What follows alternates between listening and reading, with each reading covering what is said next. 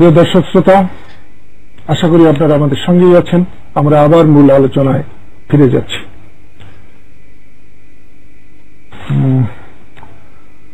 Doctor Mahbubullah, আমি একটা অন্য প্রসঙ্গ থেকে আপনি আপনার যেটা বলছিলেন এটা আপনি নিশ্চয়ই বলবেন। আমরা একটা অন্য প্রসঙ্গ থেকে শুরু করতে চাই। আপনি বলেছিলেন যে আমার দেশ পত্রিকা এখন একটা, আসলে আমার দেশ পত্রিকাকে নিয়ে সবচেয়ে বেশি আলোচনা হচ্ছে। আমি কিছুদিন আগে বলেছিলাম স্কাইপি বলে একটা একেবারে প্রথম, মানে আমাদের কাছে একেবারে নতুন। তো স্কাইপিতে ট্রাইব্যুনালের বিচারপতিদের কথোপকথন আমার দেশে ছাপা হয়েছিল। আমার দেশের আগেও বিদেশে ছাপা হয়েছিল, কিন্তু আমার দেশে ছাপা হয়েছে বাংলাদেশের বাঙালি পাঠকদের জন্য প্রথম, এবং একটা সাড়া জাগিয়েছিল। অনেকেই এই জন্য মাহমুদুর রহমানকে গালাগাল করেছে, খারাপ বলেছে, স্বাধীনতা ক্ষুণ্ণ করা হয়েছে, এবং কিছু কিছু জায়গায় বলা হয়েছে গোপনীয়তা করা হয়েছে। কিন্তু আমরা লক্ষ্য করেছি যে এটা ব্যক্তিগত কোনো বিষয় এখানে আসে না, এটা জাতীয় বিষয় এবং জাতীয় স্বার্থের বিষয়।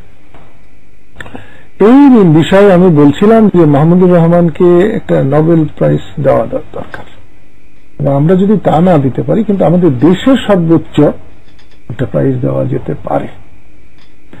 আবার গতকাল আমার দেশে একটা লেখা বেরিয়েছে যে মুসলমানদের হালাল হারাম, পৃথিবীতে মুসলমানদের ছাড়া আর কারো হালাল হারাম সম্পর্কে কোন রকম নিষেধাজ্ঞা নেই।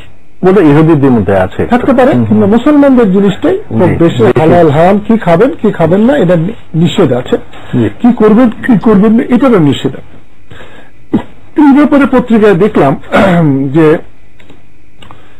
এই ক্লাস 9-10 ইসলাম ও নৈতিকতা শিক্ষা নবম-দশম শ্রেণীর পাঠ্যপুস্তক, এটার মধ্যে দেখলাম যে হালাল হারাম বলতে গিয়ে সেখানে বলছেন, আর এখানে এরা 17টা হারাম জিনিস বলেছেন। সেখানে 5 নম্বরে বলছেন দেব দেবীর বা আল্লাহ ব্যতীত অন্যের নামে উৎসর্গকৃত পশুর গোশত খাওয়া হারাম।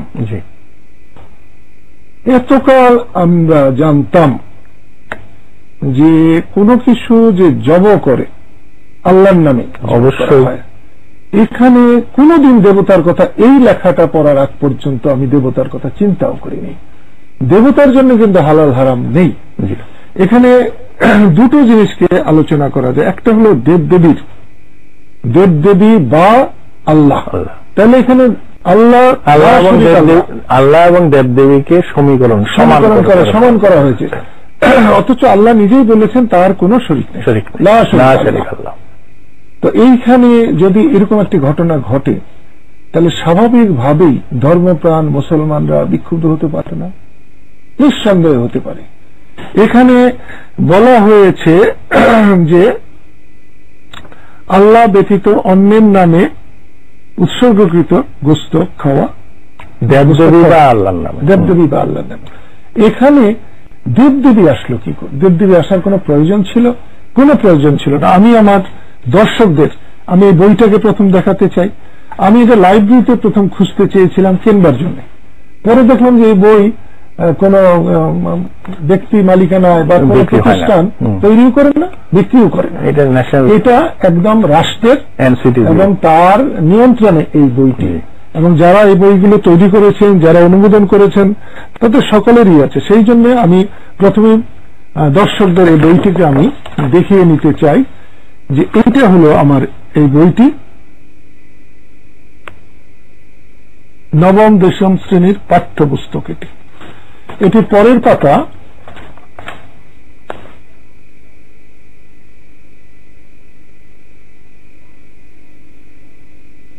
আপনি 3 জন মানুষ যারা রচনা করেছেন ওনাদেরকে একটু ভালো করে দেখিয়ে দেন আমাকে। সম্পাদনা করেছেন ডক্টর মোহাম্মদ আখতারুজ্জামান, রচনা করেছেন মোহাম্মদ আব্দুল মালেক, ডক্টর মোহাম্মদ আব্দুর রশিদ, ডক্টর মোহাম্মদ ইউসুফ। এটা আপনিও দেখে নিতে পারেন যদি আপনি মতামত দিতে চান। এখানে 5 নম্বরে এটা যে এটা আদৌ নবম দশম শ্রেণীর ছাত্র ছাত্রীদের, এটা নবম দশম কেন, আদৌ ঠিক হয়েছে কিনা বাংলাদেশের কোন শ্রেণীর ছাত্রছাত্রীদের জন্য এই ধরনের বক্তব্য সম্বলিত পুস্তক বা বই একেবারে অনুমোদনযোগ্য নয়। আরেকটা জিনিস বলি, এখানে 7 নম্বরে বলছে মাদক দ্রব্য যেমন হিরোইন, ইয়াবা, ফেন্সিডিল, গাঁজা, আফিং সেবন করা নিষিদ্ধ। এইখানে যে হিরোইন, এটা কি আমার ছেলে মেয়েদেরকে চেনাবার জন্য হিরোইনের নাম দেওয়া হলো? ইয়াবা, ফেন্সিডিল এগুলো কিন্তু কোরআনে লেখা নাই। কোরআনে কিন্তু মাদক লেখা আছে, নেশার বস্তু লেখা আছে। এগুলো কি কোম্পানিগুলোর অ্যাডভার্টাইজের জন্য কি এরকম করা হলো? এবং এইখানে যে জিনিসটা আমি বলতে চাই যে একটা পত্রিকা মানুষকে কত সচেতন করে তুলতে পারে। এই যে কথাটা পাঠ্যপুস্তকে যে আছে, এটা তো পত্রিকাটা মানে তুলে ধরেছে, ত্রুটিটা তুলে ধরেছে। এই ত্রুটি তুলে ধরার জন্য আমার দেশ পত্রিকাকে শ্রেষ্ঠ পত্রিকা হিসাবে একটা খেতাব দেওয়া যেতে পারে না, পুরস্কার দেওয়া যেতে পারে? নিঃসন্দেহে আমার দেশের যে বলিষ্ঠতা, এটা তো খুবই প্রশংসনীয় এই ক্ষেত্রে। এবং এখানে আমি যেটা বলতে চাই, সমস্যাটা আসলে কোন জায়গায়? জি, সমস্যাটা হচ্ছে যারা এই গ্রন্থ রচনা করেছেন, সম্পাদনা করেছেন, তাদের প্রতি শ্রদ্ধা রেখেই বলতে চাই, বাংলাদেশে এখন আমাদের দেশে যারা, আপনারা যাদেরকে চিন্তাশীল ব্যক্তি হিসেবে মনে করেন, তারাও কিন্তু বিভক্ত। এবং না, তার জন্য কি বলছি সেটাই আমি ব্যাখ্যা দিচ্ছি। একদল নিজেদেরকে মনে করে যে তারা ধর্মনিরপেক্ষ এবং প্রগতিশীল, অন্য পক্ষ তারা হয়তো ধর্মনিরপেক্ষতা দাবি করেন না, কিন্তু বলেন যে আমরা অন্য ধর্মের প্রতি সহনশীল। এই পরিস্থিতিতে এই যে ধর্মনিরপেক্ষতাবাদের চরম পরাকাষ্ঠা দেখাতে গিয়ে মানে ইসলাম ধর্মকে এবং ইসলাম ধর্মের যে বিধিবিধান এগুলিকে বিকৃত করার ব্যাপারেও তারা অত্যন্ত, যেটাকে বলে অসাবধান। আমি তাদেরকে অন্য কোনো খারাপ ভাষায় বলতে চাচ্ছি না, প্রচন্ড অসাবধান। এবং এর ফলে সমাজে যে একটা বিরূপ প্রতিক্রিয়া হবে সেই সম্পর্কেও তাদের মধ্যে কোন রকম সাবধানতা নেই। দ্বিতীয়ত হচ্ছে, আমরা যে মুক্তিযুদ্ধ করেছিলাম, আপনি যে মুক্তিযুদ্ধ করেছিলেন, নিঃসন্দেহে আপনি তো ইসলামের বিরুদ্ধে মুক্তিযুদ্ধ করেন নাই, আপনি পাকিস্তান উপনিবেশবাদী পাকিস্তানি হানাদার বাহিনী তাদের বিরুদ্ধে মুক্তিযুদ্ধ করেছেন। তো এখানে ইসলাম এবং কি বলা হয় আমাদের যে মুক্তিযুদ্ধের মূল্যবোধ, এগুলিকে যদি আমরা গুলিয়ে ফেলি তাহলে কিন্তু আমাদের সমাজে বড় রকমের সমস্যা দেখা দেবে। এবং বাংলাদেশ যে একটা অসাম্প্রদায়িক দেশ, এখানে যে হিন্দু, মুসলমান, বৌদ্ধ, খ্রিস্টান এদের মধ্যে পারস্পরিক যে চমৎকার সহাবস্থান আছে, সেই সহাবস্থানটাও কিন্তু নষ্ট হবে। আমি জানি না কিভাবে, কারণ এই পাঠ্যপুস্তকটি প্রকাশ করেছে national curriculum and textbook board, সরকারের একটা সংস্থা, এবং সরকার এর জন্য প্রচুর অর্থ ব্যয় করেছে। সম্পাদনা বলেন বা যারা রচনা করেছেন তাদেরকে যথেষ্ট সম্মানীয় দেওয়া হয়েছে এই জন্য।